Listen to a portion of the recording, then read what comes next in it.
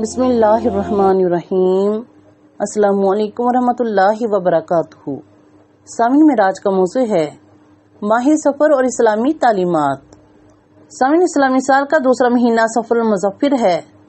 سفر چونکہ بابرکت مہینہ ہے، اسی وجہ سے اسے سفر المظفر یعنی کہ کامیابی والا اور سفر الخیر یعنی کہ بلائی والا بھی کہا جاتا ہے۔ سبحان اللہ۔ بے شک سامعین، ماہ سفر کو سفر کہنے کی ایک وجہ یہ بیان فرمائی گئی ہے کہ سفر کے مہینے لغت میں خالی ہونے کے آتے ہیں، اور اس مہینے میں عرب کے لوگوں کے گھر عموماً خالی رہتے تھے، کیونکہ 4 مہینوں ذوالقعدہ، ذوالحجہ، محرم اور رجب میں ان 4 مہینوں کے اندر جہاد و قتال منع تھا، اور ان 4 مہینوں کو عربی زبان میں اشہر حرم یعنی کہ عظمت و احترام والے مہینے کہا جاتا ہے۔ بے شک سامعین، اسلام میں اس ماہ یا کسی بھی دن اور مہینے کے منحوس ہونے کا کوئی تصور نہیں، یہ توہم پرستی اور بدشگونی کی نفی کرتا ہے۔ بے شک سامعین، اسلامی تعلیمات کی روشنی میں ماہ سفر کے اہم حقائق۔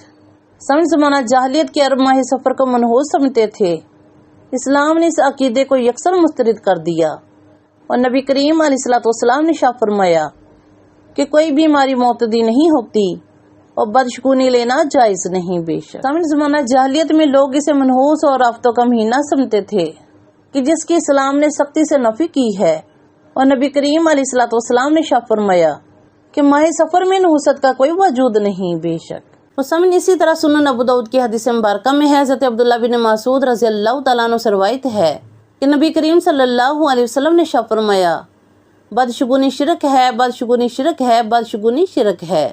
3 بار آپ صلی اللہ علیہ وسلم نے ارشاد فرمایا کہ ہم میں سے کوئی ایسا نہیں مگر اسے وہم ہو جاتا ہے، لیکن اللہ تعالیٰ پر توکل کی وجہ سے اسے دور کر دیتا ہے۔ سبحان اللہ۔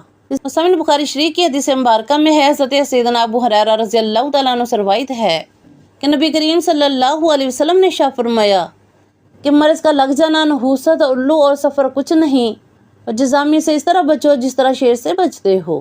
اس پر ایک دیہاتی نے آپ صلی اللہ علیہ وسلم سے عرض کیا کہ یا رسول اللہ صلی اللہ علیہ وسلم، اونٹوں کی ایک جماعت کا کیا معاملہ ہے جو ریت میں اس حال میں ہوتے ہیں کہ گویا کہ وہ ہرن ہے، یعنی کہ ہرن کی طرح بیماری سے صاف ستھرے ہیں، پھر ان کے ساتھ کوئی خارش زدہ اٹھا ملتا ہے جو ان سب کو خارش زدہ کر دیتا ہے۔ تو نبی کریم صلی اللہ علیہ وسلم نے ارشاد فرمایا، اچھا یہ بتاؤ کہ پہلے اونٹ کو کس کے ذریعے خارش لگی؟ یہ سن کر وہ دیہاتی لاجواب ہو گیا۔ سامعین، اس ماہ کے حوالے سے آخری بدھ کو خاص طور پر منحوس سمجھنا، خوشیاں منانا یا حلوہ یا دیگر پکوان تقسیم کرنا شریعت میں ثابت نہیں۔ بے شک سامعین، ماہ سفر کے بارے میں نحوست کا خیال ختم کرنے کے لیے یہ واضح نشیر رہے کہ سال کے تمام مہینے اللہ پاک کے بنائے ہوئے ہیں، کہ سامعین جس طرح دیگر مہینوں میں صبح شام رحمت الہی کی بارشیں ہوتی ہیں، اسی طرح ماہ سفر کی ہر گھڑی رحمت بری ہے۔ سبحان اللہ۔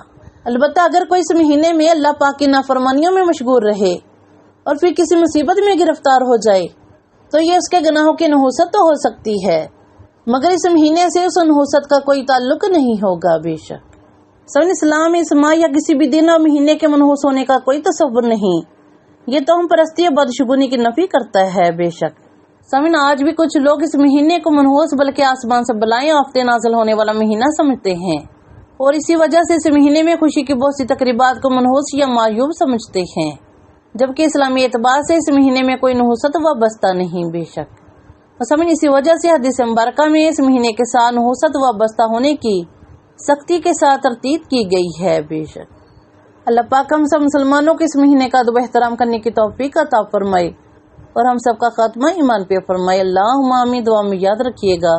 جزاک اللہ خیر۔